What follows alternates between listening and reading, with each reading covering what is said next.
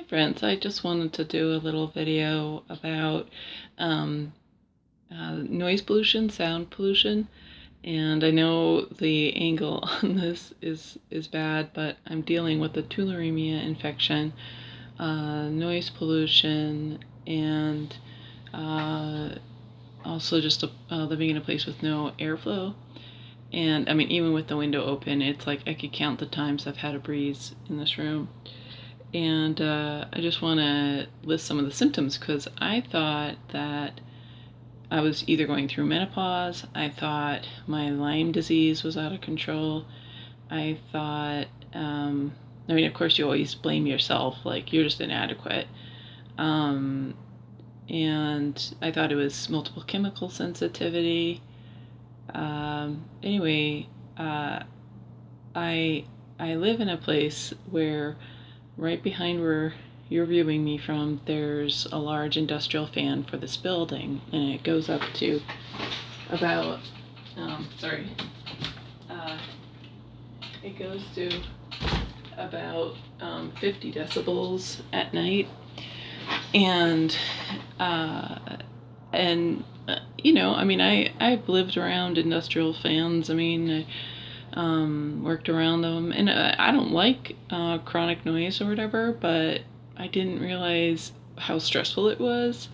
And then there was also right behind you, connecting to my wall, was the fan for the boiler, which happened to be right on the other side of my wall. So it made my room so hot. It makes my room hot. It's like a swamp in my room.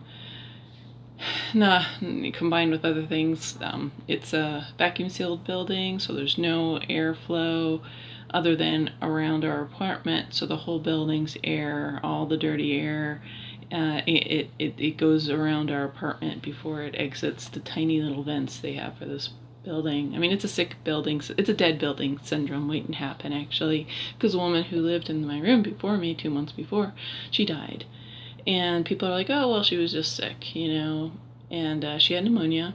And yeah, she might have contracted it through the hospital, but I think the chronic stress of this building fan going, like, coming to the room, ending up in the room at like 50, and then the laundry room, boiler room van running at 70, and they had the fan running at 70. I mean, it might still be going. I'm sleeping in the utility closet right now, but it was going at 70. So people are like, oh, just get a sound machine. Oh, just wear some earplugs. But the thing is, like, when you're constantly exposed, it's not just your ears that's being exposed to the vibration, it's your body. But even so, it's you still hear it. Like, when it's that loud, there's a reason why there's ordinances that you can't, you know, that like 60 is the cutoff point. And here in Missoula, everybody's like, it's just all on you. You know, if you have any problems, you need, like, city ordinances. Oh, we don't follow city ordinances. Health parameters. We don't follow health parameters. You know, it's really it's do or die. You know, either you take care of it, you 12 step yourself way out of it, you self-talk your way out of it. You know, you pray to God your way out of it. And you know, but we don't use common sense. We don't actually try to fix the situation. No.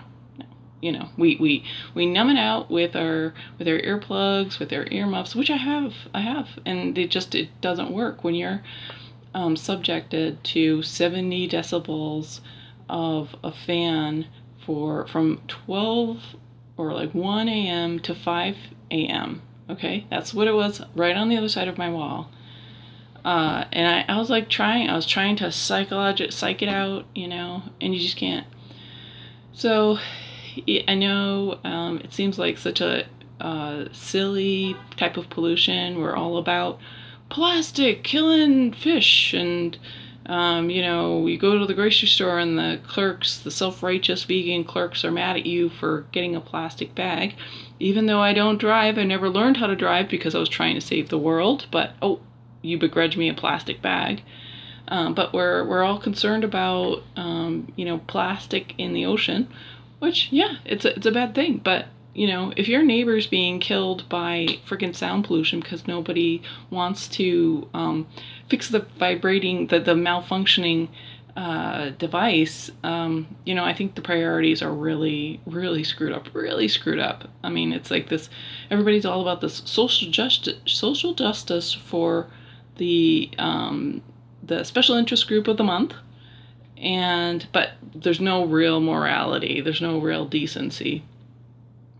So anyways, I just want to highlight sound pollution is a dangerous pollution.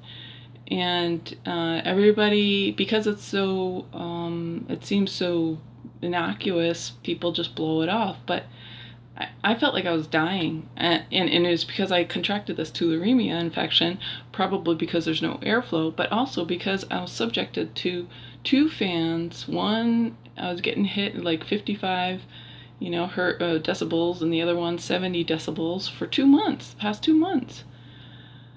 So I feel like it's like death by sound pollution, or at least that's what was the goal. And I do feel like there's a slow kill agenda, and I think it's I consider it a progressive liberal agenda, because progressive liberals feel that humans are a cancer on the planet, and so if you don't deserve to be here, if you're not bringing enough money for them and their children and their grandchildren, you gotta go. And I think, and it's like, unless you're part of a special interest group that helps their mind feel, helps them persuade themselves that they're good people. But, and I live in Missoula, which is a very progressive liberal city, and it's like, I feel like I'm in hell because of just everything I've described. People will talk 1 minute about global warming, but they're driving and their spouse has a car and their children have cars, and they're flying this way and that and going out to Flathead Lake every weekend and blah blah blah. Or people here, they won't. It's clean, sober people, so-called respectable people don't allow pedestrians to cross the street when it's their right of way. Drivers in Missoula don't realize pedestrians have the right of way. They don't realize it. It doesn't compute. And yes, there may be a quarter, maybe an eighth, 16th of the Missoula population that do know pedestrians have a right of way. Whether they press the little button, whether the little lights are flashing, whether they're on a bike, there are a tiny population of actual decent human beings. And I'm including my friends. I'm including my mentors in this, who I consider not, who have no clue about common decency, about if somebody is walking, you let them cross the street. You're sitting comfortable in your car. So get over yourself. Get over this like the